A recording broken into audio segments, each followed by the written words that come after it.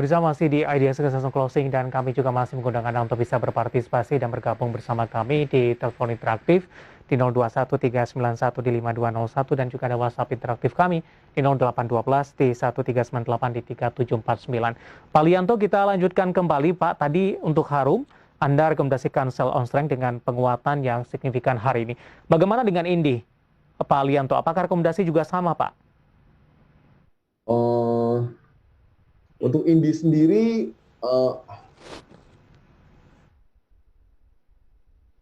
oke sebentar. Untuk Indi sendiri karena dia hari ini udah closing di level 1535? 15, ya mau cukup signifikan ya di 1535 ya. Jadi di sini saya lihat dia udah keluar dari sideway-nya. Oke. Untuk next target kita lihat kalau dia bisa terus ke atas 1550 ya mungkin dia bisa ke arah 1650 begitu. But otherwise kalau nggak bisa ke arah situ, nah mungkin akan ada potensi profit taking terlebih dahulu. Begitu. Baik. Kemudian untuk Adaro, kebetulan di WhatsApp interaktif kami, beberapa orang menanyakan saham Adaro. Ada Bapak Petrus dari Semarang menanyakan saham Adaro, ini average di 1538. Kemudian yang sama-sama juga menanyakan saham Adaro, saya akan coba cek terlebih dahulu. Cukup banyak yang masuk ini Pak Lianto, saya cukup kesulitan untuk memilah-milahnya. Kita bahas Adaro, dulu Pak yang tadi Pak, average-nya untuk Adaro. Ya. Ya Adaro ini juga mulai on the way untuk naik lagi ya, tapi di sini saya lihat ada resisten yang cukup kuat di 1550 ya. Nah, ini tergantung nih apakah 1550 bisa break atau tidak ya. Karena di sini ini cukup kuat. Kalau 1550 break ya dia bisa on the way ke around maybe 1665 sampai 1650 gitu. Ya 1550 itu kritikal buat Adaro. Oke. Saya baru ketemu ini Pak Lianto, satu pertanyaan untuk Adaro juga. Tapi kalau untuk mau beli lagi, direkomendasikan tidak Pak dengan posisi penutupan hari ini? Tunggu kalau dia break 1550 ya. Otherwise kalau nggak bisa ke sana dia bisa potensi malah turun lagi. Kita beralih ke pertanyaan selanjutnya, Pak Lianto, masih dari Batubara tanpa menyebutkan mana lokasi. Saham PTBA, kenapa penguatannya tidak sesignifikan dari beberapa saham pertambangan batubara lainnya? Ingin masuk, direkomendasikan atau tidak? Ya, karena PTBA ini kan revenue-nya paling banyak kan untuk supply dalam domestik. Dan kita tahu domestik ini supply-nya ya tergantung ekonominya. Kalau ekonominya naik, nanti berubah gitu ya, dalam arti pembukaan reopening lebih banyak untuk ekonominya, ya ini akan lebih bagus untuk PTBA. Begitu. Dan dia kan harganya di dalam negeri itu tidak mengikuti harga di Newcastle. Begitu. Nah, itu yang menyebabkan kenapa kenaikannya kurang signifikan. Gitu. Jadi harus cari yang export base lebih banyak. Gitu.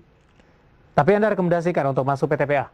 Paling tidak untuk jangka pendek? Ya, kalau untuk jangka menengah, untuk jangka lebih sedikit untuk investor, boleh lah untuk PTBA. Tapi kalau untuk trading, saya nggak sarankan. Oke. 24.50 posisi penutupan perdagangan di sesi kedua hari ini menguat di 1,24%. Kita akan coba lihat terlebih dahulu, Pak Lianto, saham-saham pilihan apa saja yang Anda rekomendasikan? Apakah komoditas batubara termasuk atau tidak untuk kali ini? Dapat Anda saksikan juga di layar televisi Anda, pemirsa, saham-saham pilihan yang direkomendasikan oleh Bapak Lianto Sudarso. Ada Waskita, kemudian BRIS, kemudian juga MDKA. Tidak ada pertambangan batubara. Untuk Waskita, supportnya 785, resistennya di 900, BRIS 250 sampai dengan 2300 untuk resistennya, sementara MDKA 2560, resisten di 2800. Waskita, BRIS, MDKA. 3 saham pilihan yang direkomendasikan. Pertimbangannya seperti apa, Pak Lianto? Kita ke Waskita terlebih dahulu. Anda juga rekomendasikan? Ya, karena Waskita ini kan on the way juga, nantinya mereka mau terus mencoba memperbaiki laporan keuangannya ya dengan investasi aset, dengan skema right issue, nanti di mana PNM juga masuk begitu. Nah, dan saya rasa juga by the end of the day, akhir tahun ini biasanya saham-saham konstruksi itu ada cenderungnya untuk naik karena biasanya memang budget-budget pemerintah itu dihabiskan untuk konstruksi itu pada akhir tahun. Begitu sih. Dengan target price terdekat, Pak, untuk waskita.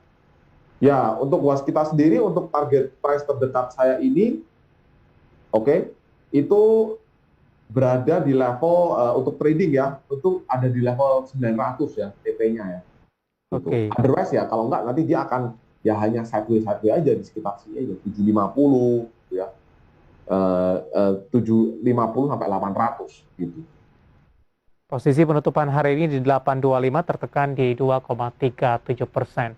Saham pilihan yang kedua ada BRIS dari perbankan ini. Analisis Anda. Ya kalau perbankan saya rasa menjelang akhir tahun ya biasanya dan gini walaupun perbankan itu adalah sektor yang cukup menarik ya di mana walaupun kita ini banyak yang sekarang mungkin fokusnya ke teknologi dan lain sebagainya tapi kalau ekonominya mau membaik ya pasti akan merefleksikan ke perbankan. Nah BRIS ini cukup menarik karena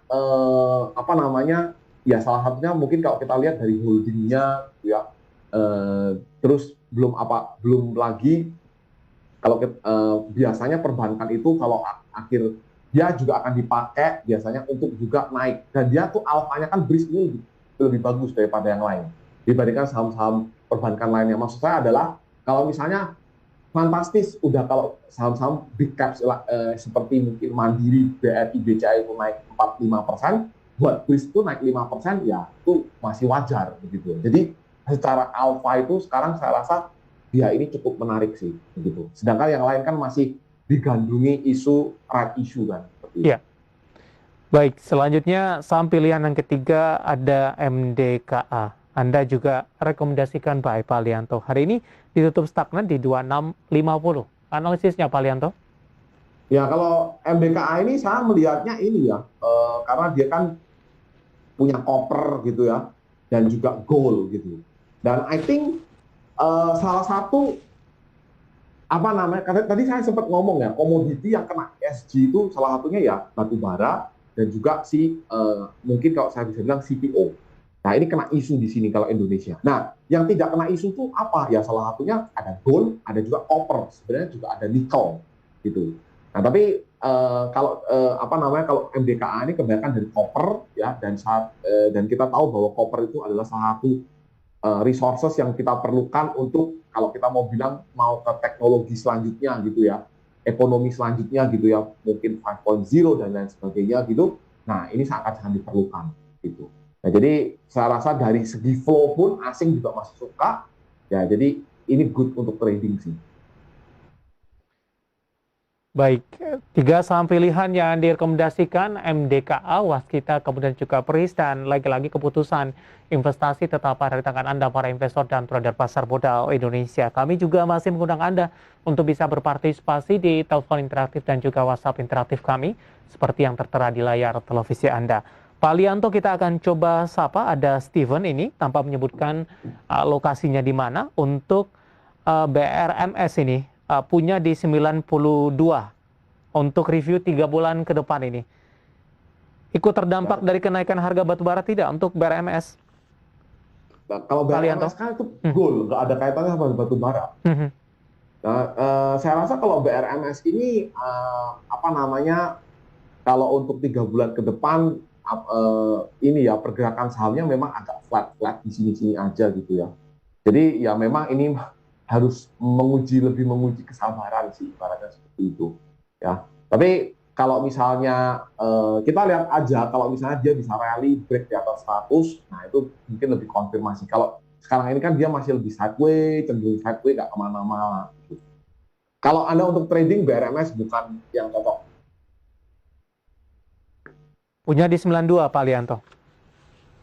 Kalau saya hold aja sih kalau kecuali kalau misalnya mau buat trading, ya mungkin bisa switching yang lain. Begitu. Baik, ada Steven untuk BRMS punya formasi di 92. Kita masih punya satu segmen lagi Pak Lianto. Masih banyak pertanyaan, nanti kita akan coba ulas satu persatu. Dan pemirsa kami akan segera kembali usai jeda berikut ini.